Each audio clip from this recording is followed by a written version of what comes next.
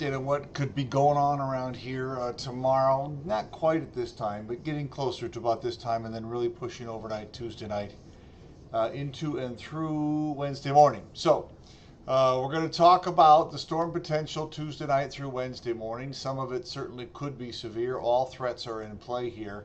We'll kind of walk you through the timing and the probability of each one of those threats. Before we do that, though, some very, very good news today. Had the nice bright sunshine all day, and we got a new record.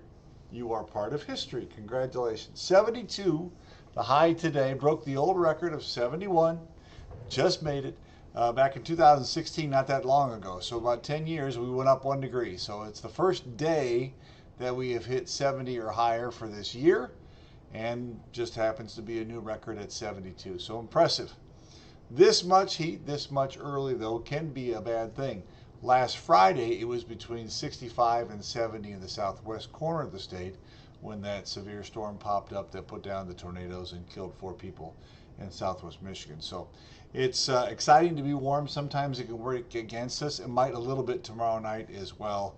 I'll show you more on that in just a little bit. Just to kind of put today into perspective here, the average high is 43, and we hit 72. So 30 degrees warmer than we're supposed to be. The record on there still says 71 from 2016, but they'll switch the books tonight. And again, we'll be in the record books here. So it is an issue maybe with some of the heat. Here's what happens. We have talked about this a lot on air. And when you have changing weather, active weather, let's put it this way. When you have the most active weather is when things are changing. So we're sitting at 63 in Detroit right now at 9:19, sorry, I did change my clock, 9:19, and it's 36 in Marquette. So today it was in the upper 40s in Marquette while we were in the 70s. We haven't dropped that much, they have, and so the idea is that the cold air is starting to creep south. And then tomorrow, somewhat, but really tomorrow night with some energy running along, that push and shove, that battle. That's why they call them cold fronts. They call them warm fronts. That's from the old military. The front is where you battled, right? That's where the air is battling back and forth. Oftentimes that leads to turbulent weather, it leads to lift, extra energy, and that's what I'm a little concerned about for Tuesday night into Wednesday morning. This isn't just an overnight thing, I think, so I'll show you that in just a little bit. So that's kind of the setup of how this looks right now, and then the potential as we go along here. Show you what there's this frontal boundary just kind of keeping things almost even keeled now in terms of the warm south, cold north. But they're going to start to mix. This will fall apart and open the door, so to speak, for some of that colder air to come in and be a bit of an issue. So just want you to know that's the setup for what's going on. Here's a peek at Futurecast. Looking through tonight and tomorrow, there's not much going on. So overnight here, some clouds. Don't think there's really anything to worry about. There might be a couple sprinkles in the thumb into tomorrow morning. And we'll run through Tuesday. Here's 9 o'clock, 10 o'clock again, and maybe a little bit of action up in the thumb. Not much in our area. And then we get past noon and we start to get a little bit more interesting. The heat of the day, now it's not going to be 72, but it's still going to be the 60s tomorrow. So the heat of the day often adds energy. Here's 2 o'clock, and you see things a little closer to home start to bubble up. Here's 3 o'clock, a little more widespread, a little heavier potentially, and it will stop it there at 6. So the later we get in the day, the better chance for rain overall, but also the chance for thunderstorms. Here's a wider look. Again, if you see the little dappled green areas in our region here, that is at 6 o'clock. And then watch as we go. I'll explain the green and the yellow in the background just a little bit. Watch as we go along through time. We get to about 10 o'clock. We'll stop it here at 10. And you can see there's a pretty good line of storms potentially on this computer model. Port Sanilac down through Flint to Lansing, Grand Rapids down to South Bend. The pink is the possibility of some mixed winter precip, maybe even snow and sleet and freezing rain in the tip of the thumb, and then in the Saginaw Valley. Not for us, but that just tells you how dynamic the storm is. We could be getting severe thunderstorms that could have the icing problems in the Saginaw Valley as we go along. So there's 10 o'clock. We'll let this line come through, see how this line marches along, Here's 1 o'clock in the afternoon, or in the evening, overnight, I guess I should say. So that's the timing. And then if you let this go for a while longer, here is on Wednesday morning at 5 o'clock. And then longer still, even into, look at this, 8, 9, 10 o'clock hours, some pretty good storms could be coming through here on Wednesday. So this is kind of an extended time, with 2 or maybe 3 rounds of possible severe weather. And just want to let you know that it will be a lot of it overnight while you're sleeping or just trying to get up. We always talk about, I usually say in the late news, it's either one of those nights where you hear thunder and roll over, or you hear thunder and you wake up and you start checking us out to see what's going on. That might be the case tomorrow night into Wednesday morning. Slight risk for severe storms on the scale of 1 to 5, that's a 2. That's the yellow area, Lansing to Ann Arbor to Monroe and west. Most of us are in level 1, which is called a marginal risk. It's the first level of severity. That means something isolated could be severe. Slight risk typically means a little better chance for some scattered issues and problems.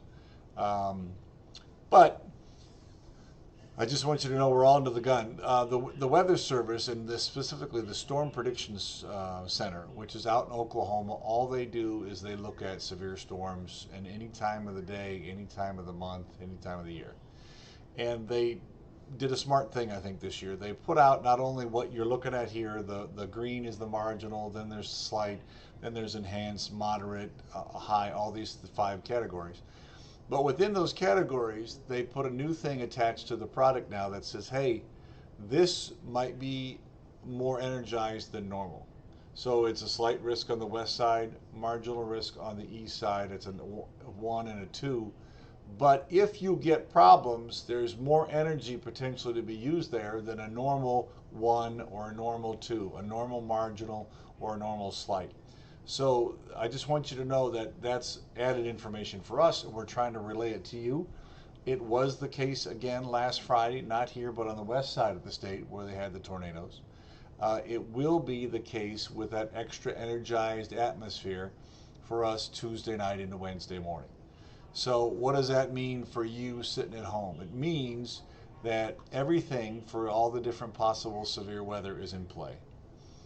Still, very much so that the tornado risk is the lowest of all of these things. But if we were to get a tornado or a tornadic storm that could produce a tornado, chances are it would be a little stronger than normal. We get lots of EF zeros, 65 to 85 miles an hour wind. We get lots of EF ones. We get some EF twos. It was an EF 3 on Friday out in the southwest corner. EF3 is 136 to 165 miles an hour. It was tracked when they did the survey at 160 mile per hour storm. So that was a strong EF3. The last time we got an EF3 here was Dexter in 2012. That was an EF3. I think that was 150 miles an hour. But the point is, it's a low probability or a low chance that you get a tornado in your area. But if you do, it could be stronger than normal. So I just want to put that out there. Damaging winds are possible, large hail possible, flash flooding is possible. They're a higher risk to get any one of those 3 rather than a tornado. The damaging winds could be to 60, perhaps sometimes to 70 miles an hour. Usually 60 is kind of a normal threshold for us about damaging wind. But again, a little extra energy here. Maybe it's a little stronger up to 70. Sounds like 10 miles an hour. What's a big deal? It is a big deal to your roof, to your shingles, to your branches, to your power lines. So it's not a linear function. It goes up quickly when you start ramping up those few extra miles per hour. All right, large hail, 1 inch or bigger. Again, same kind of risk. Not particularly concerned about huge hail around here, but it is a risk for damaging hail. And then flash flooding. I want to show you another thing here. For flash flooding, this is the excessive rainfall threats. Again, instead of a 1 to 5 like severe weather overall, this is a 1 to 4. And for us tomorrow, we're at a 2. So we're kind of halfway there. That's a little higher than normal. We had some heavy rains over the weekend, getting into the weekend, I guess I should say. And we had some rain early in the week. So things are a little more ripe than usual. And the energy is elevated a little bit. And so the flood risk, including flash flooding when things change quickly, if the roads get clogged up and the cars get floating and the creeks in the backyard come up, all that kind of thing. A little higher risk again than normal for Tuesday night through Wednesday morning. Now the flood risk could last well into Wednesday, because there'll be more rain on Wednesday, and we're looking at a lot of spots that are probably going to go over an inch, so maybe 1.75 inches. And again, just relative to what we've had lately, that's some pretty good rainfall. So that's a scoop. Let me give you a quick idea about the forecast here. For tonight, we're in good shape. Notice the colors on the background map. See how it's cooler in the thumb in the Saginaw Valley North, 48 for a low in Port Sanilac, while it's 53 in Detroit, 56 in Adrian and Monroe. So that's the cold air trying to creep in as the clouds increase a little bit as we go along. And then this is really kind of interesting. Tomorrow, we have a very big area. We have 10 counties, but we have a big area in terms of the aerial square miles. How about this? 41 in Port Sanilac for the high temperature, 66 in Detroit, 70 in Ann Arbor, 72 in Adrian. That's a pretty big spread. We don't usually see that.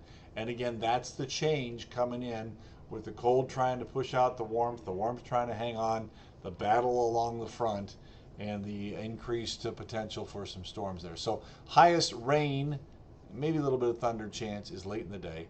And then it really ramps up as we get into the evening, and especially after midnight through Wednesday morning. So I'm not telling you there couldn't be some thunder or some heavy rain tomorrow, later tomorrow evening, but the most likely time for the most severe weather and the highest energy is going to be after midnight Tuesday night through Wednesday morning.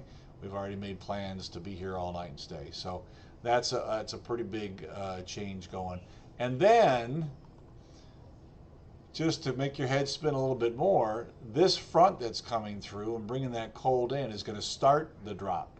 So in Detroit, these are all Detroit numbers, 66 tomorrow, drop at 10 degrees to 56 Wednesday, drop to 42 Thursday, even though we've got sunshine on Thursday, back up to 48 with a little quick moving system going through. The temperature in the morning, though, is 31. There could be a couple of snowflakes and then change into rain as we go to 48. Behind that one, we drop even more, 28 and 40. Could be some snowflakes flying on Saturday, and there's a pretty good chance that we get a rain and snow mixture on Sunday. So there's a lot going on here. So from very, very warm to not only back to where we should be, but below it. And again, all that swing is about energy being transferred from heat and cold and all that, really heat, not so much the cold, into storm potential. We call it potential energy, when the storm could grow even stronger. And the potential energy for this system is higher than normal. Trying to show you a good one graphic to show you here. Well, it's probably this one, right, for Tuesday night and Wednesday. Here it comes on the screen. So these are the threats: tornado, damaging winds, large hail, flash flood. That's all of the threats for severe weather. The least chance is a tornado, but if we get one, it could be stronger than normal. Maybe an EF2, maybe something higher. But we usually get EF0s, EF1s. Damaging winds, large hail, flash flooding, they're all in the mix there. And the flooding, again, could last longer than the rest of that into Wednesday morning. So I want you to know that this is likely to be through here. Whether your house, your neighborhood gets hit really bad or not, I can't tell you obviously just yet. But the point is, just know that it's a little something special. Number one, because it's early in March. Number two, because it's an extra energized system, not just kind of your garden variety thunderstorm problem coming through. So I just want to set the stage, and of course we'll have more details for you throughout the day tomorrow. And again, tomorrow night at about this time, we'll probably see a pretty good line out by Chicago, Milwaukee, southern part of the lake, all that kind of stuff coming toward us. So, all right, it's 9:30. I babbled too much, but I just want to let you know that that's what's going on. Everybody's always asking about their town. I can't tell you right now that Ypsi's going to be hit, Ann Arbor's not going to be. Macomb's going to be hit, St. Clair Shores is not going to be. But the point is, I want you all to understand the possibilities here. And the tough part, of course, is it's overnight and into the morning hours when a lot of us are asleep. So that's why we've already made a plan again to be here and be ready. All right, TV 20 Detroit at 10 o'clock coming up in just under half an hour at channel 7 and 11, and we'll have in many details. We just keep digesting new data that comes in. We get new information every 3 to 6 hours and looking at all that and seeing how things are shaping up. The storm right now really hasn't even formed yet. It will do that in the east side of the Rockies and then come at us from that general westerly direction, and we'll keep track of what's going on. All right, appreciate you watching tonight, and we'll see you on TV.